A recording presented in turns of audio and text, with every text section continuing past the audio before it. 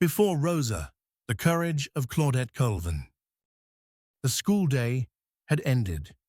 Claudette, a bright, outspoken student at Booker T. Washington High School, boarded a crowded bus, her books pressed against her chest. The law was clear. Black passengers could sit in the back, but if the white section filled up, they were expected to move. That afternoon, the bus grew full. The driver looked into the rearview mirror and barked out an order. "Y'all better make room." Claudette's friends moved, but she didn't. Her spirit told her, "You've paid your fare. You have a right to be here." When the driver demanded again, Claudette said firmly, "I paid my fare. It's my constitutional right to sit here." Moments later, police officers boarded the bus. Two white officers, one grabbed her arm. She screamed, not in fear, but in fury. They dragged her off the bus, handcuffed her, and threw her into the back of a patrol car. Claudette recalls the cold metal against her wrists, and the fear that this might be her last ride alive. Inside that car, she prayed, not for herself, but for her people. Claudette was charged with disorderly conduct, violating segregation laws, and assault for simply refusing to give up her seat. 15 years old, still wearing her school clothes.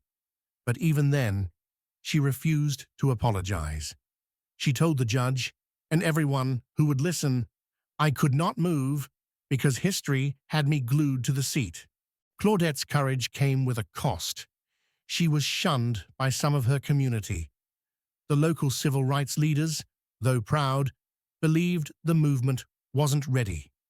You see, Claudette was young, dark-skinned, from a working-class family, and soon after her arrest, she became pregnant, making her an easy target for critics in the segregated South. The spotlight would later shine on Rosa Parks, whose arrest became the rallying cry for the Montgomery bus boycott.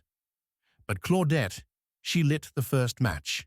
In 1956, Claudette Colvin and 3 other brave women became plaintiffs in Browder v. Gale, the Supreme Court case that declared bus segregation unconstitutional. That's right, the law changed because of her case. Before the world knew Rosa Parks, before Dr. King's dream echoed across the nation, Claudette Colvin sat down so the truth could rise.